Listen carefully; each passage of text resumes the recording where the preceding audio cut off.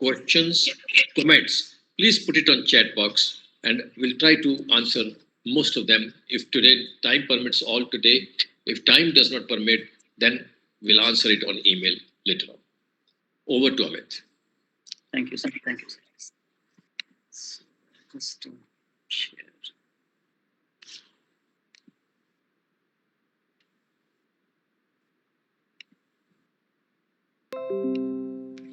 Is my slide visible, sir?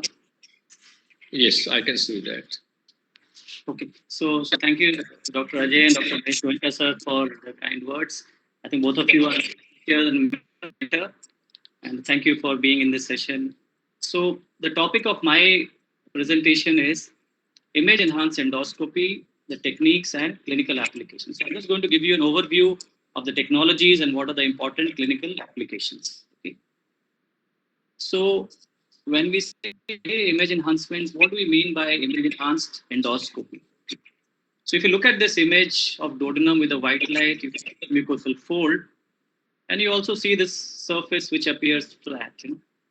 But when you apply image enhancement to this area, then you can actually see this individual villi, and you can actually see even the blood. So by applying image enhancement, you are able to see the surface in much more detail than you do with a white light examination. And this gives you an opportunity to pick up lesions in real time, even before you have taken biopsies, to target areas which look abnormal. So this is enhanced endoscopy, where we enhance the image and get much more detailed information about the mucosal surface. So now, the three principles of enhancing image are that you magnify the image, you add some resolution to the image, okay, and you add contrast. So three basic principles: you add magnification, you add resolution, and you add contrast. And by these three methods, you are able to enhance the image you see. And there are multiple image enhanced technologies available. Sometimes the names may be quite confusing, but if you can remember in the groups I have shown in the slide, it will be easier to understand. So based on the amount of magnification you give, and also the method the contrast is applied, there are different technologies. Okay. The oldest form of image enhancement is the dye spray chromoendoscopy, which was the earliest form where you used to spray dye on the mucosa, like methylene blue or your carbon, leucocyodine, etc. And by spraying the dye on the surface, you could get a better appreciation of the surface characteristics. Okay. So this was called a dye spray chromoendoscopy, the earliest form of enhancement. Then came this group of modalities called digital chromoendoscopy. Now in digital chromoendoscopy, the name itself is digital. So you just manipulate the wavelength of light digitally instead of spraying any dye or any contrast on the surface. So by manipulating the wavelength of light digitally, you get images similar to chromoendoscopy. And there are multiple technologies in this group, including the narrowband imaging, blue laser imaging, eye scan, optical enhancement, etc. Now, the benefit of digital chromoendoscopy is that one is that you don't spray a dye. Second thing is these technologies generally come together with higher magnified images and better resolution. And with digital chromoendoscopy, also assess the vascular pattern, which is something which doesn't get enhanced with a dye spray chromoendoscopy. So because of these advantages, you don't have to spray a dye, you're getting a magnified image, you're looking at the vascular pattern in addition to surface pattern. Digital chromoendoscopy is now one of the most common methods of image enhancement used in clinical practice. And among them, most of the work has been done in narrowband imaging, and that's what my topic will be focusing on. Okay. And then we have another group of modality where the magnification is even higher. You have 10 to the power 3 magnification. So with this, you're actually able to look at the individual cells and even the structures inside cell like nucleus and all. So in real time, with such high magnification, you can look at the cellular structure, the subcellular structure, and examples of these technologies include confocal laser endomicroscopy and endocytoscopy. Okay. So again, three groups depending on the amount of magnification and the way contrast is applied. You had the conventional older one or the dye spray chromoendoscopy. Then you have this group of technologies called digital chromoendoscopy, including NBI, BI, and eye scan. And you have the microscopy techniques, which shows the details up to cellular or subcellular level like confocal laser endomicroscopy and endocytoscopy. So first I'll discuss a little bit about the digital chromoendoscopy, then 2 to 3 slides on the microscopy techniques. So now, as I say, narrowband imaging is the most popular form of digital chromoendoscopy, and a lot of literature is available on this. So what is narrowband imaging? Why is it called narrowband imaging? So when you do a normal white light examination, you are using the entire visible spectrum. You have the red, you have the green, and the blue. So that's what you do when you do a white light imaging normal endoscopy. But in narrowband imaging, a part of the green and part of the blue wavelength is used. So you only are using only a narrow wavelength of light, not the entire visible spectrum. And because only a narrow portion of green and narrow portion of blue is used, this is called narrowband imaging. Now, this technology was developed by Olympus and it has been in commercial use for more than 15 years. So when we look at the principle of this imaging, it is almost similar to a white light endoscopy. The endoscope also looks like a white light endoscope. The main difference is this NBI filter. So when you press the narrowband imaging button on the endoscope, the NBI filter comes on the pathway of the white light. And then this filters out the light and you get only a small wavelength of blue in the 415 nanometer range and a small wavelength of green in the 540 nanometer range. These are the kinds of light. And these lights illuminate the mucosal surface and then you get the image. So by doing this, you are adding contrast to the image. And as I told you, these technologies also come with high definition television, so you have more resolution and the images are magnified.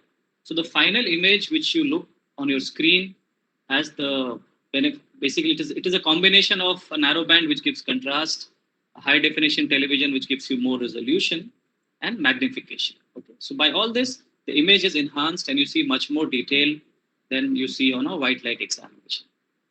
So this just shows you a snapshot of how different part of GI tract appear on narrowband imaging. So as you can see, now I'm sure most of you would have seen and done gastroscopy and colonoscopy.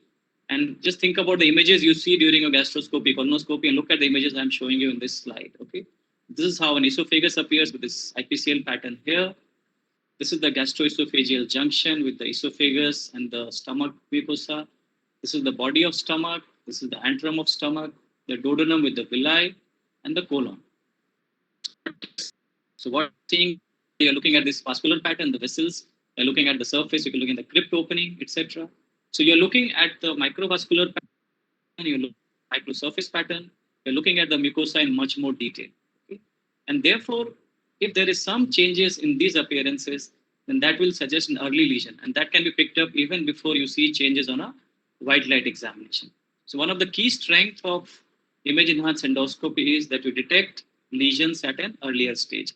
But as I said, to do that, you have to first know what is the normal appearance of different part of GI tract, a little bit, and then once you appreciate how different part of GI tract appears on this imaging, then you'll be able to pick up abnormalities as well.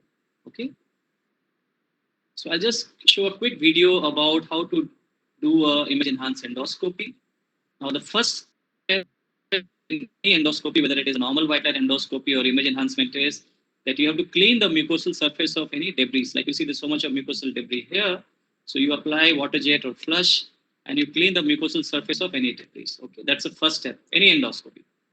The next step is after you have done the cleaning of the mucosal surface, then you always begin with a white light examination. Just because you have image enhanced technology doesn't mean you have to first start with this thing. You first do a white light examination, something which you are familiar with. You look for any subtle abnormalities like any lesion, nodule, ulcer, polyp, etc. And then you can do a narrowband imaging as a next step. So first I showed you we need to clean the surface of mucus and debris. Then you do a good white light examination. And then we switch to the narrowband imaging mode. So this is the NBI mode, as you can see. Okay. And then we can go to the near focus mode where we see more details of structure. Okay. And then we have frozen. So this is again a very important part of examination because the images are magnified. You're seeing a lot of details during examination. It's very important to learn how to freeze the image at the right time so that once you have frozen, because in real time, With so much of magnification, even little bit movement will not let you interpret the findings easily. But once the image is frozen, then you have all the time to appreciate how different areas are appearing. So again, begin with washing the mucosal surface, clean the mucosa, do a white light examination, and then you go to a narrowband or whichever modality you're using, scan or blue laser imaging, whatever. And once you're doing the image enhanced endoscopy, you should learn how to freeze the image so that you can examine them properly without any movement. Okay. So this holds true, as I said, for any technology, NBI, BLI, whatever. Okay. Now, that was mainly about narrowband imaging, the technology which has been in use for 15 years and a lot of literature exists. But as I told you, there are other technologies as well. And these technologies also, the principle is almost similar to narrowband imaging. For example, you have this blue laser imaging or the BLI. Now, this is from Fujidon. The main difference here is that instead of a xenon lamp which produces a light, they are using laser for the light. So that's why it's called blue laser imaging. The laser serves as a source of light. But here again, if you look, they are using this too narrow wavelength of light to obtain the images. This is what we even do for an NBI. And therefore, it's not surprising that the appearance of the images on blue laser imaging is similar to narrowband. So if you're familiar with one technology, you can easily use another technology. The surface and the vascular characteristics will be quite similar. But obviously, because different companies are making, they have to do some tweaking to get over the copyright and patent issues. Okay? Similarly, there's another technology from Pentax, which is called the eye scan optical enhancement. More closer to NBI, because here again they have a filter like we have in narrowband imaging, and the filters light and the blue and the green. So it's exactly almost similar to a narrowband imaging. So again, so what is the benefit of this digital chromoendoscopy? We had the dye spray chromoendoscopy. Why to invest money, buy these sort of endoscopes which are more expensive? So as I told you, the one major benefit is that with the dye spray, you're only looking at the surface characteristics. But with digital chromoendoscopy, you're also looking at the vascular pattern. So this gives you more information than a white light image. And the second thing is you don't spray any contrast.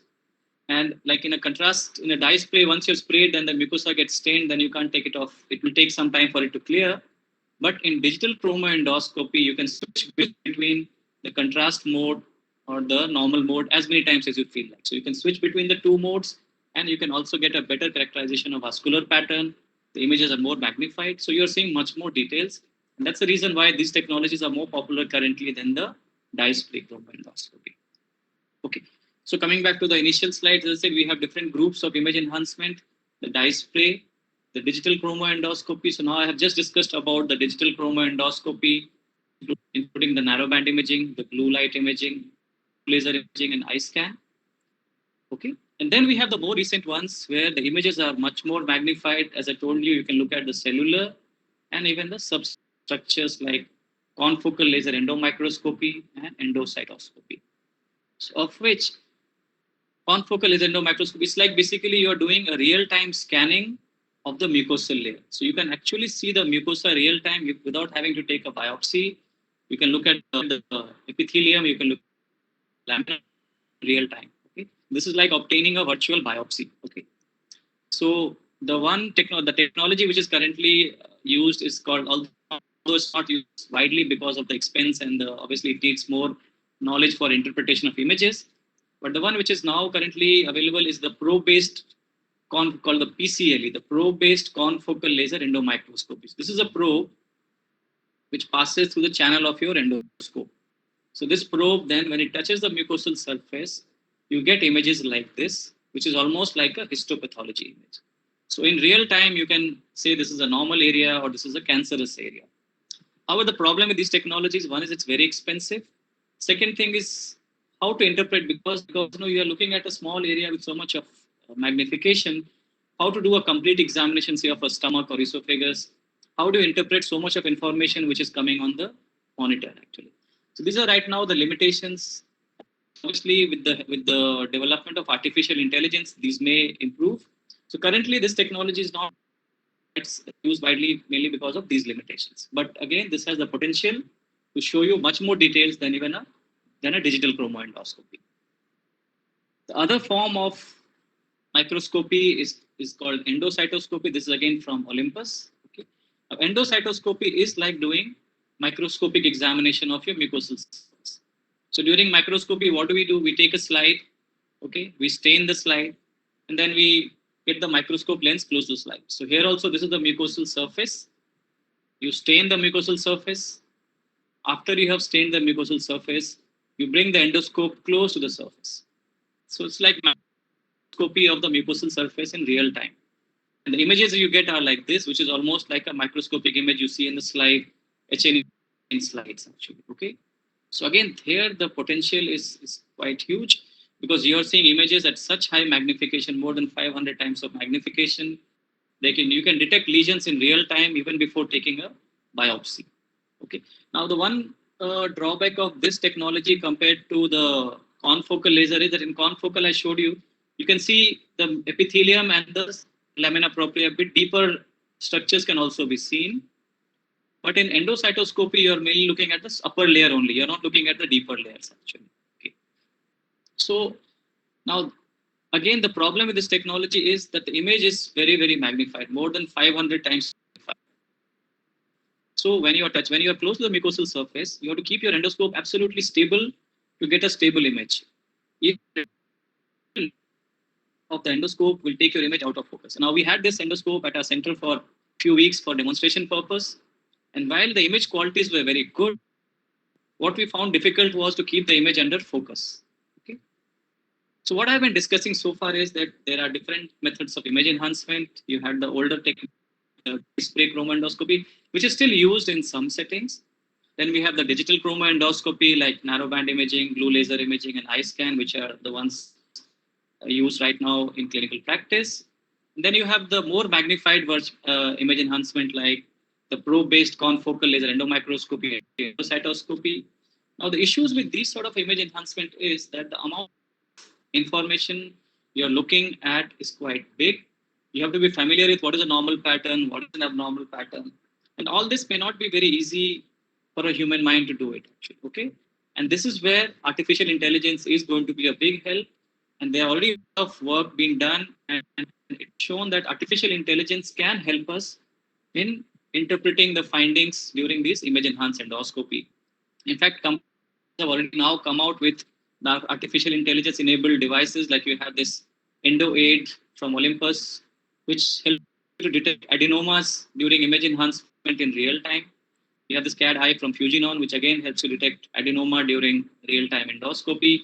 And Olympus has also come out with something called an EndoBrain, which is for endocytoscopy to help us interpret.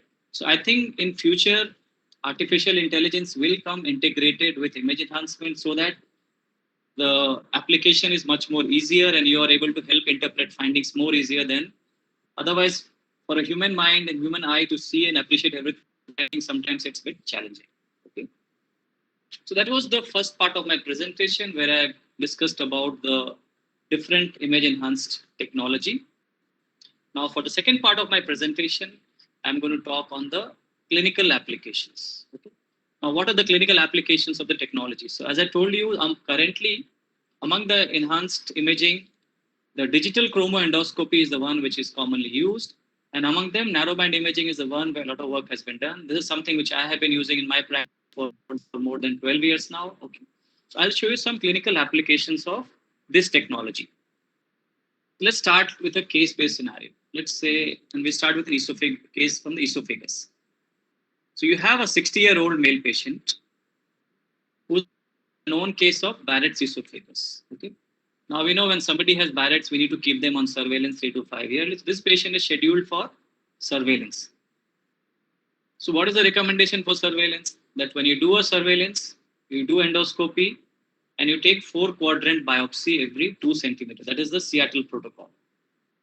Now this 4-quadrant biopsy is a random biopsy. And when you do random biopsy, you may only sample a small surface and it may miss areas with dysplasia.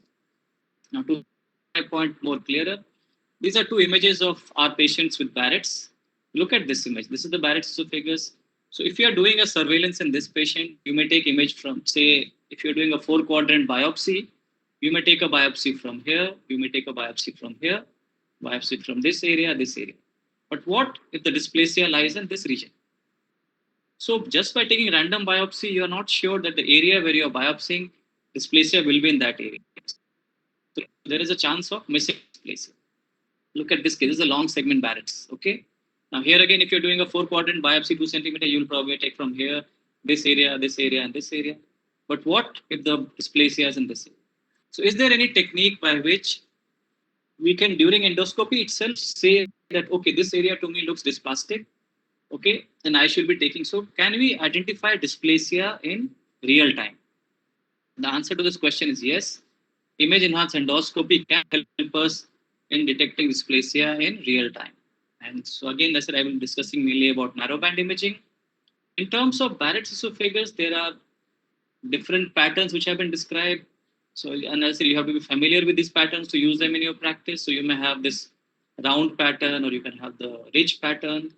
There are the cerebriform pattern, the Villous pattern. There are multiple patterns described in Barrett's esophagus. But how do you detect dysplasia? So there is a very simple classification proposed by Dr. Pratik Sharma and group from US. They said that when you're doing a narrowband imaging in Barrett's, you look at the mucosal or the surface pattern, and what pattern it is, circular or ridge or whatever, as long as the pattern is regular, the chance of dysplasia is minimum. There's very little chance of dysplasia. Once you see irregularity, then you suspect dysplasia. And as I said, with image enhancement, from surface pattern, we also see vascular pattern. So with this, we can also assess the vascularity. And for vascularity, also same thing. If there is any irregularity of vascularity, then you can suspect dysplasia. So when you're doing a surveillance, if the surface looks irregular or the vascular, so both of them don't. If one of them is irregular, it is sufficient to say that that area probably has dysplasia. With 85% accuracy, you can predict that there is dysplasia, and you are going to take targeted biopsy from that area. So this is called the Bing classification, or the Barrett's International NBI Group classification for dysplasia. Okay. And there are multiple studies which have clearly shown that narrowband imaging detects more patients with dysplasia.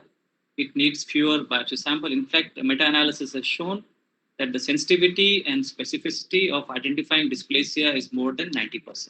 Okay. So we have a technology which can help us in real time detect dysplasia. Now let's come back to the two images I showed you earlier. This was the first image I showed you. So I told you this is a patient with Barrett's planned for surveillance. Randomly, we may take biopsy from different areas, but we won't know which area has dysplasia. So when you do a narrowband imaging of this is for the appearances. So one thing you can appreciate that it looks same everywhere. So it is regular.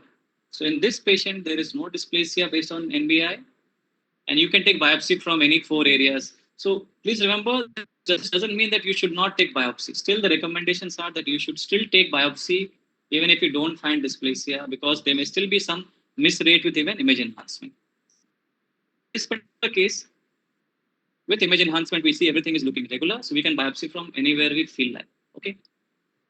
Now, this is the second image which I had shown you, the long segment Barrett's. Now, in this patient, when we did narrowband imaging, you can straight away appreciate that this area, the vascular pattern is irregular. Other areas. Okay. So in this case, if we do narrowband imaging, we can straight away identify that this area is looking abnormal to me, and I'm going to take a biopsy from this area. Whereas if you didn't have this technology, if you just sort of probably could have biopsied from here, this area, and you could have missed this place, which is called dysplasia. So this is one of the key applications currently for image enhancement. And for any patient who has got Barrett's, and when he's planned for surveillance, we are using narrowband imaging to detect dysplasia. Although the rate of dysplasia is quite low in our population, but still for an individual patient, it does make a difference when you can pick up dysplasia, because that means you can offer him early therapy before a cancer can develop. So that was about the first application in esophagus, which is for detecting dysplasia in Barrett's esophagus. Okay. Now we go to the second case scenario. Let's say you are seeing a 55-year-old male patient who's come to you with dyspeptic symptoms. Okay. Now this patient is only dyspepsia. He doesn't have any alarm symptoms. And when you take further history, you find out that his brother had gastric cancer at the age of 43 years. So there's a first degree relative, early onset. There was a 43-year, he had gastric cancer. Okay. This patient had already had a previous endoscopy 3 years ago, and that time he was found to have extensive dysplasia. And he also received H. pylori eradication therapy in the past.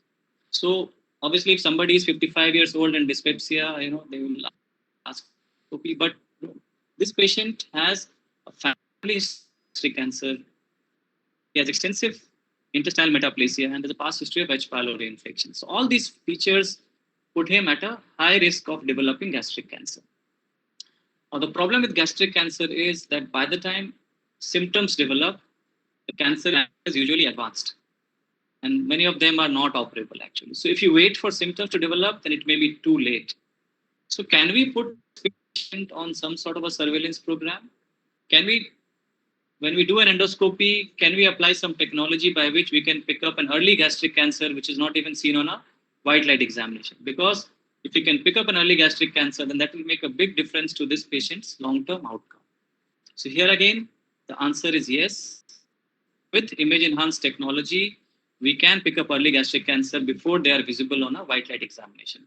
Currently, the challenge is which patient to use them for. The example I showed you is a very good patient to use this technology because he has multiple risk factors like family history of gastric cancer, previous history of metaplasia, pylori infection. So somebody like this, if the patient is seen in your clinic, and if you have image-enhanced technology available, this patient is one you would subject to image enhancement. Earlier that when you want to apply a technology, you need to know what the normal pattern is before you can detect what is abnormal. Okay. So this is the NBI or narrowband imaging appearance of gastric mucosa. And this will be similar if you do a blue laser imaging or eye scan, the appearance will be almost same because the technologies are very much similar. They're all using narrow wavelength of light. Okay. Now in stomach, in body, you see this dot-like structure, which are the opening of the crypt. The white structure is the epithelium lining the crypt. And you have this brown string, which are the blood vessels in a honeycomb pattern. Okay. So you have the round, the pit opening, the epithelium, which is white in color, and you have the vessels, which are in honeycomb pattern. And you have this darker appearing longer vessels with branches, which are called the collecting venule. So this is how a typical body and fundus of stomach appears. In the antrum, the appearance is different. The white structures, instead of being round, as you saw here, they are elongated. They're tubular in a zigzag fashion. This is called reticulate pit pattern. The vessels, which were in honeycomb pattern, the brown structure honeycomb pattern here, now they are more like coil shaped. Okay, they are like coils. The brown structures are in coil shaped. Okay, and the collecting venules, which you saw here, you don't see it in the antrum. So this is the normal pattern of a body of stomach and the antrum of stomach. Now, how do you detect early gastric cancer in the stomach? For this, the classification which is most widely used, the VS classification. The V stands for vessel and S stands for surface. To apply this classification, first you have to look for what is called as a demarcation line. What is demarcation line? Demarcation line, basically, it's an imaginary line which denotes an abrupt change in pattern. So if you look at this picture, pattern here is so different from this area. So there is an abrupt change of pattern, and this is a demarcation line which demarcates this lesion from rest of the mucosa. Here again, there is an abrupt change of pattern between this and this area, and you can see a demarcated area here. The first step is to identify a demarcation line. Now, once you have seen a demarcation line, then within the demarcated area, you assess the V, which is the vascular pattern, and S, which is the surface pattern. Now, in this example, the vascular pattern is quite irregular. So this straight away suggests gastric cancer. Here, the surface pattern is quite irregular. This also suggests a gastric cancer. So what I mean to say is that you don't have to have both abnormal. If both are there, then the chance is very high. But even if you have only abnormal, this still predicts gastric cancer with a high accuracy. Okay. So the algorithm to do this is called the MESTA-G, which stands for Magnifying Endoscopy Simple Diagnostic Algorithm for Early Gastric Cancer. So again, you begin with a good white light examination. Look for any suspicious lesion. If nothing, then you can switch to a narrowband imaging. And again, look for any suspicious lesion. Once you find a suspicious lesion, then you first look for a demarcation line between the normal and abnormal area.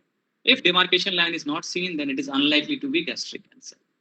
If demarcation line is seen, as you see in this picture, then in the demarcated area, you look for irregularity in the vessel pattern or irregularity in the surface pattern. One of them is sufficient. If both of them don't have to be irregular. If one is there, both are there, it's good enough. But if you have one, that's sufficient to diagnose gastric cancer. Okay? So this is how we apply image enhancement to pick up gastric cancer. I'll show you a couple of examples. So this is the first example. This is a white light image of stomach.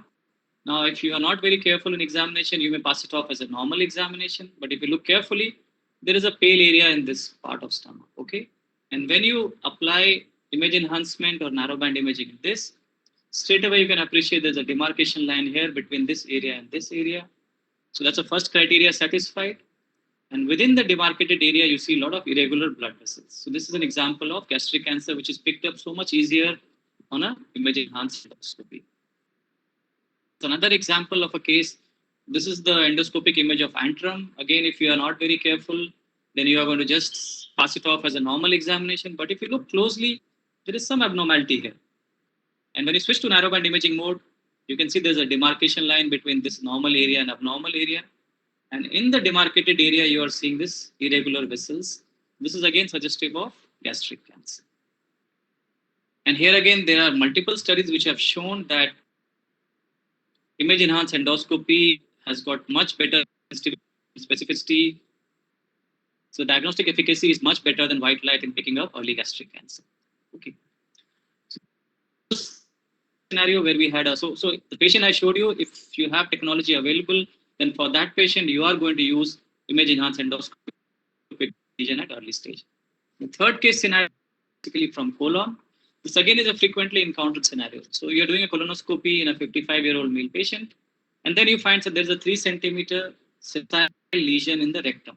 This is a sessile polypoid lesion. Now we know polypoid lesions can be removed endoscopically by EMR, or which is endoscopic mucosal resection, or ESD, which is endoscopic submucosal dissection. But this is true if the patient has a adenoma, maybe superficial cancer. If there is a deep invasive cancer, then that patient should be referred for surgery. So obviously, if you want to confirm, you need to have a pathological diagnosis. But is it possible in real time, looking at the lesion, to say that this lesion looks like just a dysplasia or a superficial cancer, or this patient looks deep invasive? Okay, because if you can make the decision real time, then if somebody needs endoscopic therapy, you can finish it in the same session. Okay, otherwise you have to prepare the colon after biopsy and call the patient back again. Okay. So here again, I'll show you a couple of images. These are 2 polypoid lesions in colon. Look at this. This is a white light image of the first lesion. This is a white light image of second lesion. I'll come back to it again later in my presentation. So in colon, like for stomach, I showed you about the different pattern which you see in the stomach. In colon, again, we have a different pattern. And in colon, the important thing to look for is the pit pattern, which is called the kudos pit pattern. Now, this actually was developed even before NBI or any image enhancement came, before NBI came into existence. This was mainly for magnifying endoscopy and DICE chromoendoscopy. So basically, with kudos pit pattern, you're looking at the pits on the surface of polyp. And based on the morphology of the pits, you can predict whether it is a hyperplastic polyp, whether it's adenoma polyp, or whether it's a carcinoma. So if the pits are round or stellate, then it is hyperplastic or non-neoplastic. If the pits are elongated, like you can see in this example, tubular, or if they have branching, like here, or if they're small tubular, then it is likely to be adenomatous polyp.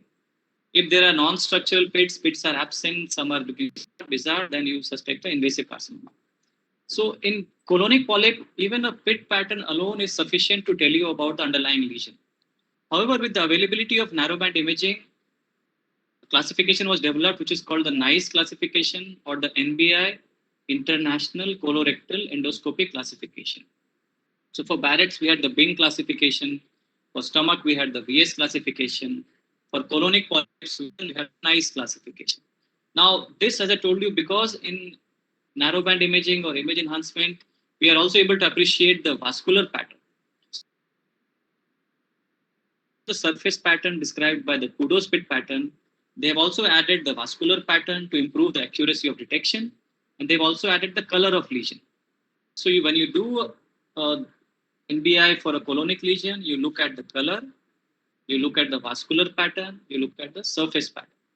And based on the features on these pattern, you have the type 1, which is hyperplastic, type 2, which is adenomatous, and type 3, which is invasive cancer. Okay. So again, I won't go into details because of lack of time. But in type 2, if you see the pits, as I told you, kudos pit pattern, you can see this tubular and branched pits, which is kudos 3 and 4. The blood vessels are dark brown, but blood vessels are seen everywhere. In type 1, the pits may be round and the vessels are very faint. They are not seen very easily. They may be very faint actually. Okay. So in type 1, the is same height as background. The vessels are quite faint and the surface is like dots like you saw in the kudos type 1 and 2. Whereas in the type 2, you have this tubular or the branch like you can see in this area. But you can also see the vascular pattern, the brown vessels, which are this dark brown, which you don't see much in the type 1, and they are seen everywhere. Whereas in type 3, there are areas where the vascular pattern is disrupted or missing. And there are areas where the surface pattern is disrupted or missing. So look at this picture, this whole area, there you can hardly see any vascular pattern, hardly see any surface pattern. As you can see some brown vessels in here. So type 3 is an invasive cancer. The patient has to be referred for surgery.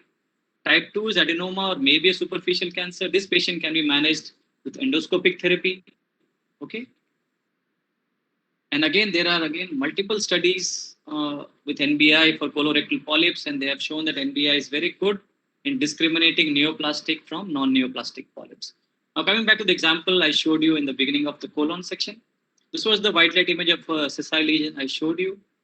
Now, when you do a narrowband imaging, what type of polyp this fits into by the NICE classifications? As I told you, in type 2 polyp, the tubules or the pit patterns are tubular or branched. So you can see this elongated white structures. You can see branching in some area. Okay. And the vessels are dark brown. So here again, vessels are dark brown. And the vessels are seen everywhere. So same like the image I showed you. You can see this picture. The white tubular structures, the dark brown vessels, and the no areas of missing vessel or missing surface. So this is an example of type 2 lesion. So this patient, if I did NBI, okay, this patient, I can straight away go for a EMR or EST. Now, this is the second image I showed you. Now, in this image, this is the white light appearance. But when you do narrowband image, you can straight away appreciate that these areas, the vascular pattern has gone missing. The surface pattern has gone missing, whereas in some areas, you can see some brown vessels. This is an example of type 3 or a deep invasive cancer. And this sort of polyp should be sent for, if it is sessile, should be sent for surgical resection. Now, one word of caution in colonic polyps, like in NICE classification, I told you about this type 1, which is hyperplastic. Now, some people think it's hyperplastic polyp, it can be left alone. But please remember that there is another group of polyp called sessile serrated adenoma, where the awareness is increasing slowly. And this polyp has a malignant potential, unlike a hyperplastic polyp. But this polyp appears like a type 1 or hyperplastic polyp. And therefore, during colonoscopy, even if polyp, it may still be a sessile serrated adenoma, and therefore you have to remove it. If it is in rectum, sometimes you can leave it alone. Apart from rectum, anywhere in the colon, if you see a polyp which looks like type 1, it may be hyperplastic, but it may also be a sessile serrated adenoma, and therefore those polyps have to be removed. Now, there is ongoing work on how to differentiate a truly hyperplastic from sessile serrated adenoma, looking at the surface, etc. But this is a work in progress. So now, for practical purpose, if you see a polyp in any part of colon, except maybe rectum, because in rectum, hyperplastic polyps are okay. The SSAs are not very common. But apart from rectum, anywhere else, if you see any polyp, you have to at least do a biopsy or remove the polyp. You can't leave it alone because that polyp may be a sessile serrated adenoma. The main technology right now is that if you have a lesion which is, is it cancerous or is it adenomatous? So you can make a differentiation and you can decide on your therapy actually. Okay. So those were the main applications of this technology, as I told you, to detect dysplasia in Barrett's esophagus, pick up early gastric cancer. If you have a colorectal lesion, is it a carcinoma? Is it an adenoma? To decide on a therapeutic approach. Now, there are other applications as well, which we are not going to go into detail due to lack of time. This includes detection of early esophageal squamous cell carcinoma. IBD, there is a recommendation patients who are having a pancolitis after 8 to 10 years, they need to have a surveillance. The current recommendation for surveillance is that you do a dye spray chromoendoscopy. However, there are at least 2 to 3 randomized studies which have shown that narrowband is as good as a dye spray chromoendoscopy, and you don't have to spray it. So here again, now some of our patients, we have started using a narrowband imaging for surveillance, although more data is required to firmly establish its role. But as of now, it looks to be as good as a dye spray chromoendoscopy. Another area is for surveillance of colonic polyp, again not done routinely in our country, but in places where surveillance is in vogue. Earlier data was disappointing, but more recently looks like more polyp on surveillance. Another condition which is common in a tropical country like India is a malabsorption. In some malabsorptive conditions, you may have villous atrophy. Okay. Now, with image enhancement, you can actually look at the atrophy villus in real time. Okay, and then you can take targeted biopsies. If some areas are atrophic, some are normal, you can take a targeted biopsy. And finally, in patients who have lesion where we are doing an EMR or EST, we want to ensure that the entire lesion is removed. In those situations, image enhancement can help us in making sure that the entire lesion is resected with adequate margin. So this is an example of esophageal cancer on NBI. You can see this area with different color. The vessels are very irregular. This is an example of esophageal carcinoma. This is an example of villous atrophy. So this is the duodenal mucosa with normal villi. This is a patient with villous atrophy. You cannot see any of these finger-like projections in this image, which you see here. Now, when the atrophy is diffuse, then this technology is not very helpful. But we know that in some cases of celiac disease, the atrophy may be patchy. So if you can real-time see which area is atrophic, then you can take a targeted biopsy. But please remember, NBI or image enhancement is not a substitute for biopsy. Duodenal biopsy is still required in all cases of malabsorption because there are many conditions which do not necessarily produce villous atrophy. So this only is an aid in targeting atrophic areas for biopsy, but it is not a substitute for biopsy and histopathology. And I was talking about the resection mark. This is a patient we saw a few months ago, a large laterally spreading tumor in the rectum. Now, in this sort of patient, when you are resecting, doing an EST, then you have to make sure that the margin is well covered. So again, this is a partial EST done, and you can see that margin is free of tumor. NBI can help you in deciding that the margin has been adequately covered.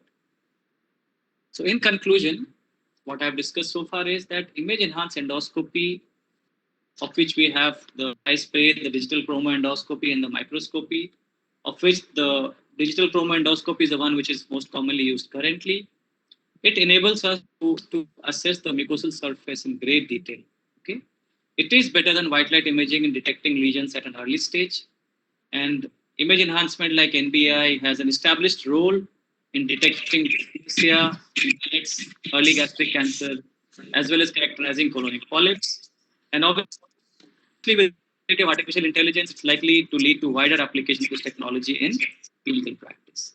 So thank you, and I'll be happy to take questions.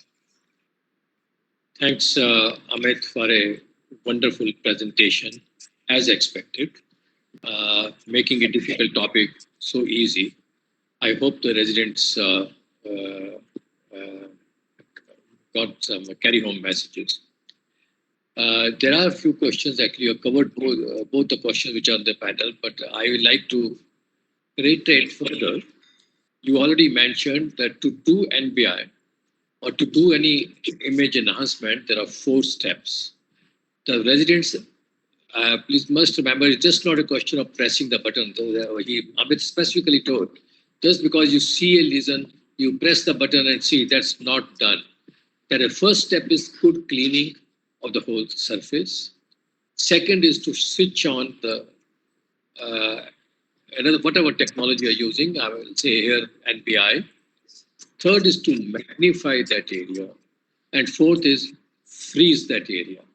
And then you study that area. Am I right, Amit? That's what you wanted to convey? I think these 4 steps are very important. Now, after we go beyond that, Amit, I have a question to you. Out of all the current available technology enhanced imaging, do you find there are any significant differences or just the cosmetic differences between the various things? So that's a very good question. So as I told you, so obviously the lot of experience has been with AI because the technology has been there for a long time. But if you look at actual technology, so if you look at the actual technology, they are quite same. Whether it's a BLI or it's this thing, they are all using a narrow wavelength of light. And whatever pictures are seen in articles in journals, the images look almost similar to NBI. So if you are familiar with one technology, you can easily use other technology without much of a difficulty because the pictures are almost similar. So should we give a message that you do not need to change scope manufacturer, you can only have to get a scope of whichever company you're using, which provides you the enhanced image technology. You don't need to switch on only for this technology. Am I right? So one point I would like to mention, sir, that earlier we had this eye scan and PICE, the previous one.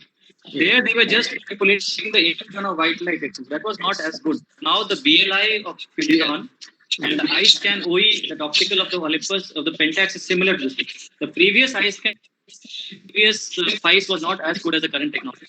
Currently NBI, BLI, and the eye scan OE are similar, is what I would say. So, Amit, if I can intervene at that moment, these earlier technique of FICE and iScan were post-processing, isn't it? They were post-processing as compared to filter being used in the technology which we use now.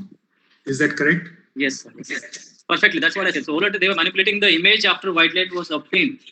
But now they all are using narrow wavelength of light. So the image is obtained with narrow wavelength. And that's why they are all comparable. And images you see in the articles, they look similar to, like, all of them look similar. So if you're familiar with one technology, I think you can apply any technology, whatever is available to you, actually. Okay. Amit, there are a few questions from the residents. Yes. Which classification to use characterizing colonic polyps, JNET versus NICE? And can we apply the same for the gastric polyps as well? Okay. That's a very good question, sir. Basically, now the NICE, one of the problem is it's a very simplified classification.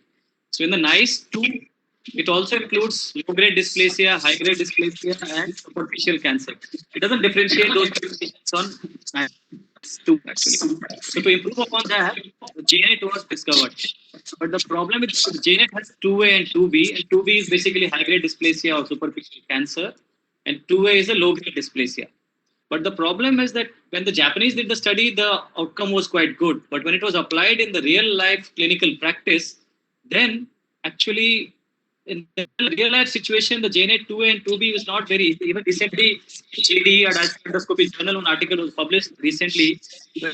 In the evidence was that in real life, it's not very easy to differentiate 2A from 2B.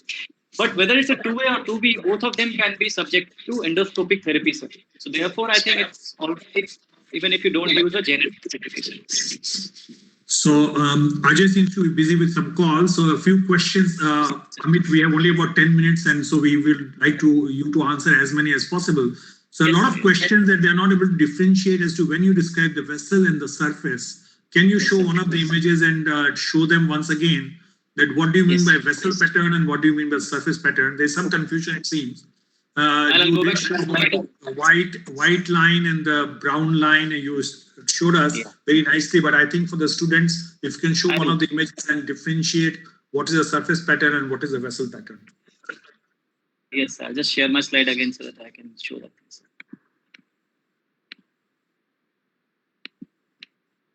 Is the slide seen now, sir? Yes, yes. Just go to the... Okay, so this is the picture of stomach as I was showing. Now, you can see this brown structures, the brown structures which are in a honeycomb pattern here. These are the blood vessels. Okay. Now, in this picture in the antrum, the brown structures are more like a coil. So they are brown in color, they are more like coils. This is again the vessel. The white structure here, which is running zigzag, the white structure. This white structure is the surface pattern in the antrum. But in the body, the white structure is more round in appearance. Okay. Now I'll just show you colon to be clearer in the colon. So look at this picture here actually. Now if you look at the bottom second picture, the brown structures you see, these are the blood vessels. Okay. And the white structures which the brown things are surrounding, these are the surface patterns. So the white structures are in an elongated shape. Some places they are brown, whereas the brown structures surrounding them are the blood vessels. So obviously, as we see more and more images, I think you cannot be more clearer than what you have shown in these pictures. That when you describe the surface pattern and the vascular pattern, they're entirely different. Different constituents of the image. Now, so there's a question on the whether it can be used for cholangioscopy. So cholangioscopy now there are, I think obviously the SPY which we doesn't have, but the Olympus one does have the NB, I think. But the problem with that is that first we need to know what is normal. So I think once we have to find out normal, then only we can apply. And there is not too much, but there is some literature that cholangioscopy, it may be good. But because it's not used that widely right now, we don't have enough literature on that as a moment. But I'm sure, I think the more information, more it should be used actually. So I think if I can clarify further that it's only with a direct cholangioscopy you can use the NBI, which is from the Olympus company. Olympus, but exactly. with the spyglass, whichever versions you have, you do not have that. Yes. And for the direct cholangioscopy, you require the duct to be dilated 6 to 8 millimeters before you can do a direct cholangioscopy. So that's a limitation there. The vascular pattern is what we see. That is the for cholangioscopy. What we use currently, sir, for the spy, the vascular pattern, the lesion, vessel, nodularity, friability, these are the ones we use for detecting malignancy. But you can also use PCLE for the bile duct for differentiating benign from malignant lesion. What about IPCL? People want to know a little bit more about the IPCL. You did show some pictures towards the later part in the squamous cell carcinoma, but can you describe a little bit about IPCL? Let me again see, sir, if I can.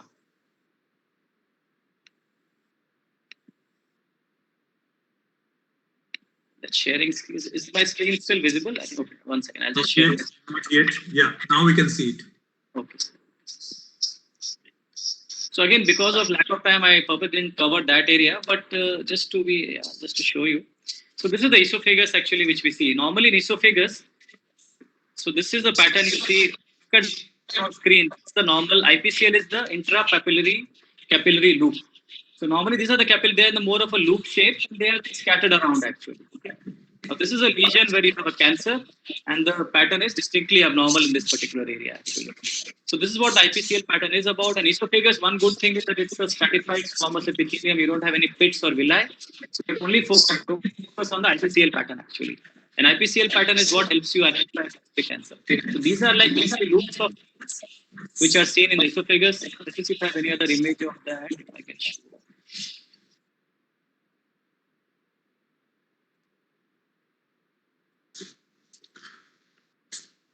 So I think for this one, I don't have many pictures for the IPCL apart from that one. But I think it's very easy. If you look at anything, they'll show just a coil shaped of vessels, which is seen normally in esophagus. So is it the size of the vessel also which is important, or is the shape only which is important, Amit? So actually, the shape is basically the caliber of the thing. So give me 1 minute. I can just upload from a previous. So I have a minute. I can just upload from a previous presentation and I can show as well. Okay, while you are doing that, there is a question about if you do a water immersion, if you do put water in the lumen, does the magnification or the images become more clear? So water image, I think if you ask me, is like a double-edged thing. I mean, sometimes it makes things like in duodenum, it makes it better to appreciate. But in stomach and also, I have not found it very useful actually. So it depends on which area you're using.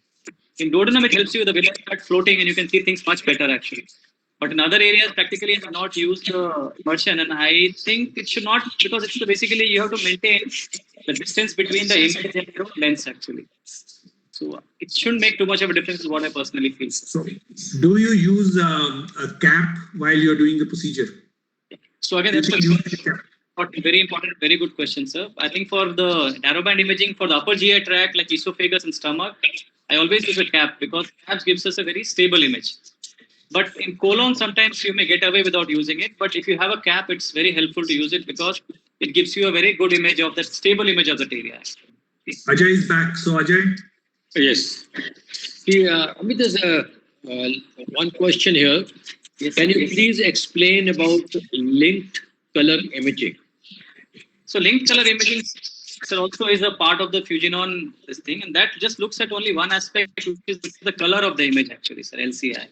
And basically, depending on the color, you can say that this area has got cancerous stain, this area does not have cancerous stain. It doesn't look into details of color pattern, it just looks at the color, and it comes integrated with the Fujinon system actually, so not with the other system. And I did read some literature on the use of red color imaging for varicose eradication. Is there any role there? So again, sir, I think for varicose eradication right now, I think what we do looks quite good enough now. So we are able to see varicose eradicated. The thing with NBI doesn't penetrate too much into the depth of mucosa.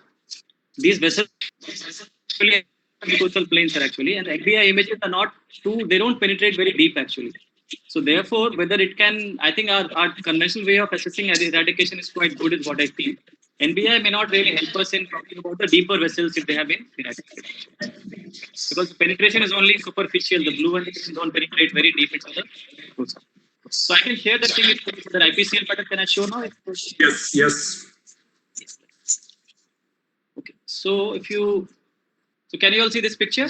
Yes. So this is basically the IPCL pattern which we're talking about. IPCL stands for intrapapillary capillary loop.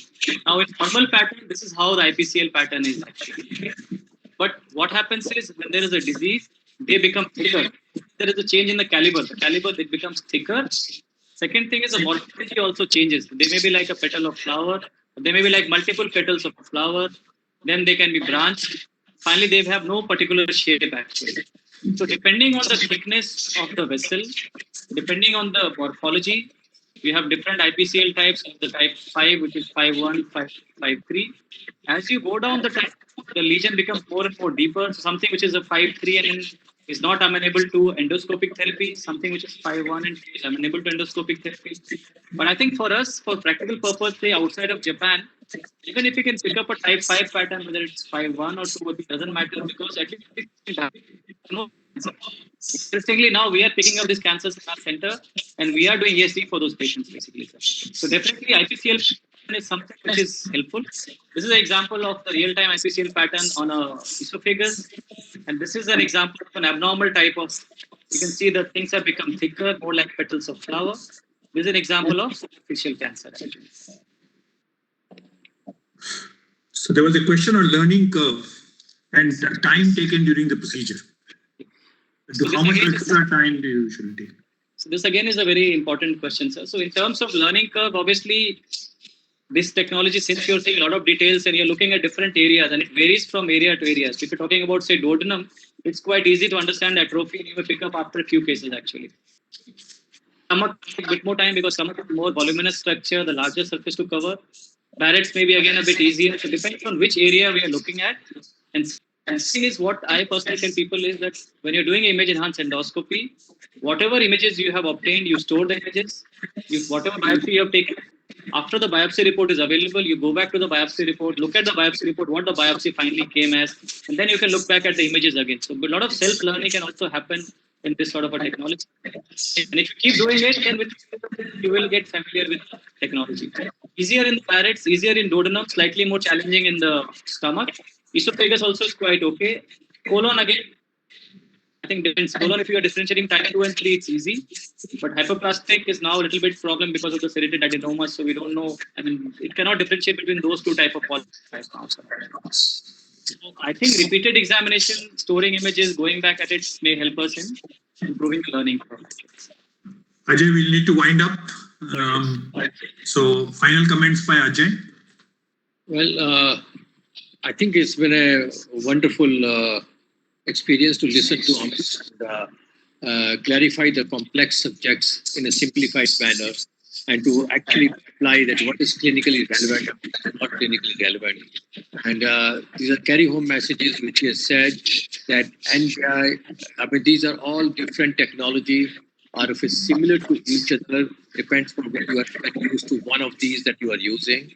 So you need to spend extra time, and we don't apply this blindly. You have to carefully examine the area and select the areas where you need to do. He has already clarified the importance in picking up cancer, parrots, malignancy in parrots, gastric cancer, and the classification of polyps. The limited use in IBD surveillance that is talked about. I think there are expanding indications of NV. Endoscopic people have been using that certain ways in the ring surgery, or there could be some other expanding modification. The enhanced imaging is here to stay, and we all need to know about it. I think that's thanks, Amit, and thanks, of course, Mahesh and NV board to facilitate this. Thank you very much. Amit, you have any final comment? Amit? Thank you. This is actually a good topic to introduce to the PGs because these technologies earlier start understanding and appreciating. It's good. So it's a good topic that we have discussed today.